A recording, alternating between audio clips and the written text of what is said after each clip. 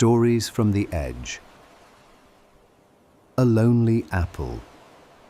Stein knew something was wrong 3 steps before he admitted it. Step, squelch, step, squelch.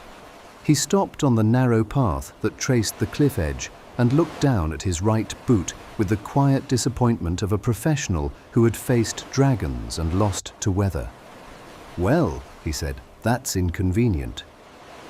The sea stretched below, pale and restless, and the wind moved steadily across the grass as if it had somewhere important to be. Stein lifted his foot and tilted it slightly. Water shifted inside with undeniable confidence. A wet boot was not dramatic, but it was persistent. Persistent problems were the ones that stayed. Stein looked ahead. The path curved toward distant hills, and beyond them, forest, dark green, layered, promising dryness, eventually, but not immediately. He sighed, which for Stein counted as complaining. A crooked tree leaned near the cliff edge, its branches stretching sideways over the path, as if it too was tired of standing upright. A break, Stein decided.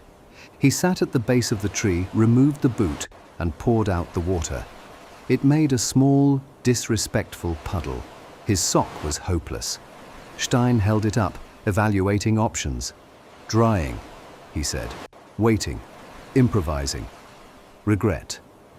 He draped the sock on a low branch and leaned back against the trunk. The bark was warm from the sun, rough but comfortable. The wind softened here. The cliff hummed quietly. Stein closed his eyes for a moment, not sleep, just stillness. This, he believed, was also part of the journey. Then something hit his head. Thunk. Stein opened one eye. An apple rolled into his lap. Round, slightly bruised, smelled sweet. Stein looked up. "Hello?" he said. The tree moved. Not the wind movement, not leaves, a deliberate shift, wood sliding against wood with a sound like joints remembering themselves. A branch bent downward, another followed.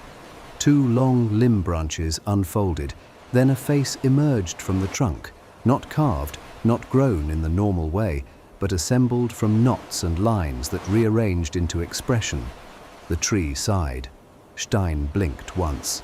"Well," Stein said calmly, "that explains the fruit." The branch monster stared at him. Its eyes were deep hollows filled with slow green light. Moss-formed uneven eyebrows. Smaller twig branches twitched like nervous fingers. "You sat on my root," the creature said, voice creaking like old wood in wind. "I did," Stein admitted. "My boot is wet." The creature considered this information with surprising seriousness. "That is unfortunate." They sat in silence for a moment, knight with sock, tree with opinions. Then the creature noticed the sock hanging on its branch. "You are using me for drying," it said. "Yes." A pause. "That is acceptable," the creature said. Stein nodded, professional courtesy again. The situation escalated when Stein tried to stand. His boot slipped from his hand and fell against a root. Instinctively, the branch monster reacted, branches snapping forward, fast, defensive. Stein moved back. The creature moved more. Branches whipped toward him, not wild, but practiced, like someone who expected trouble regularly. Stein drew his sword. "I don't want to fight," he said. "I live on a road," the creature replied. "Fighting happens." That was fair. The fight was awkward. The branch monster had reach, speed, and the advantage of being attached to a tree. Stein had footwork, timing, and one sock. Branches struck. Stein deflected with the flat of his blade. Twigs snapped, then regrew slowly. The creature tried to wrap his arm. Stein rotated away, careful not to cut deeply. He noticed something quickly. The creature never moved its trunk, only branches. Stein stepped to the side. Another angle, same limitation. A long branch lunged. Stein caught it, twisted gently, and stepped close enough to touch the bark of the trunk. The creature froze. They both realized it at the same time. "Come at me! Can you even move?" Stein teased as he realized what was happening. The branch monster's shoulders, if branches could have shoulders, lowered. "None of your problem," it said quietly. The fight transformed into loud huffs and puffs. Stein lowered his sword first. The branch monster slowly withdrew its limbs, curling them back around itself like someone embarrassed to be seen reaching. "I did not always live alone," it said. Stein leaned his sword against the tree and picked up his still wet sock. "What happened?" The creature was silent long enough that the wind filled the space. "I fell asleep," it said finally. "We do that sometimes. Seasons pass, decades pass. I woke, and the trees were gone." Stein looked toward the hills. Between the cliff path and the distant forest stretched open land, fields, low grass, scattered stumps old enough to be softened by time. "A village," Stein said. "That could be." "They cut the trees." "Maybe it was them." The creature shifted its branches slightly, restless. "I am a canopy walker," it said. "We do not travel the ground. We move tree to tree, speak across branches, share sunlight, share wind." Stein followed its gaze to the forest.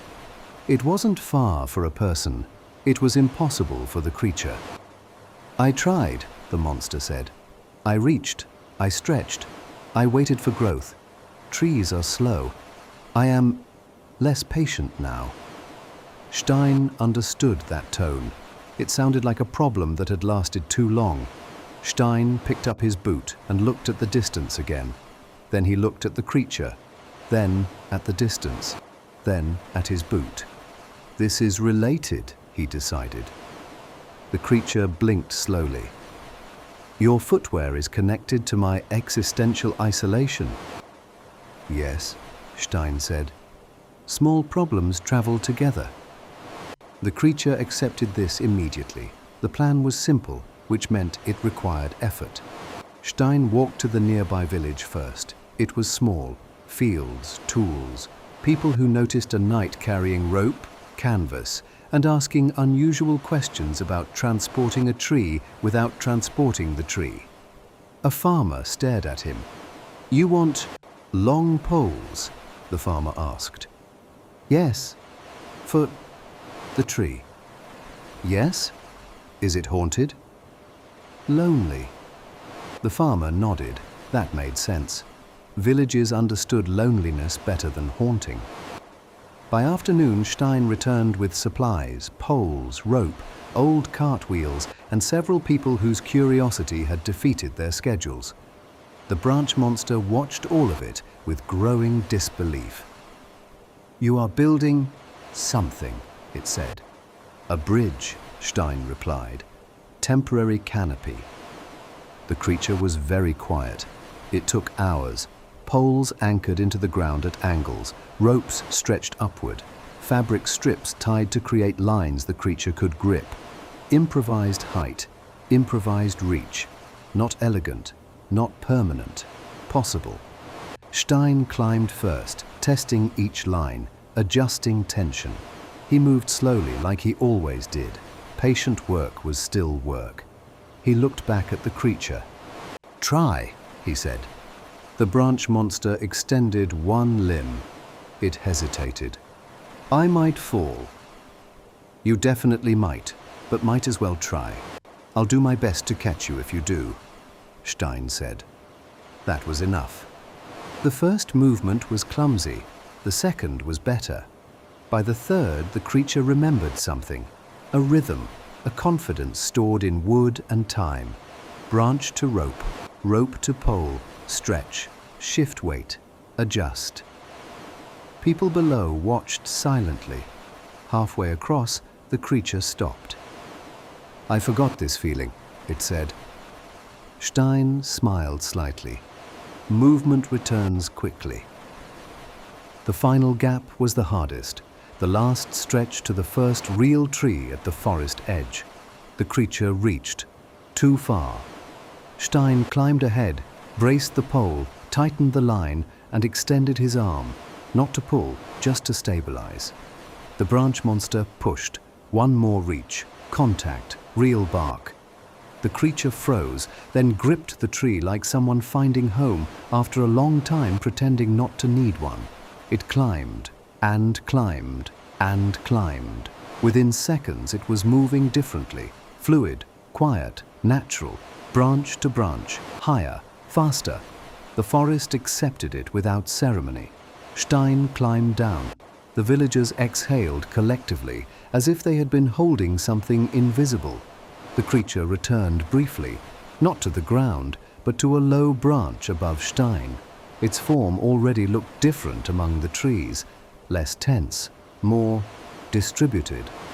"You solved 2 problems, it said. "My boot remains wet," Stein replied.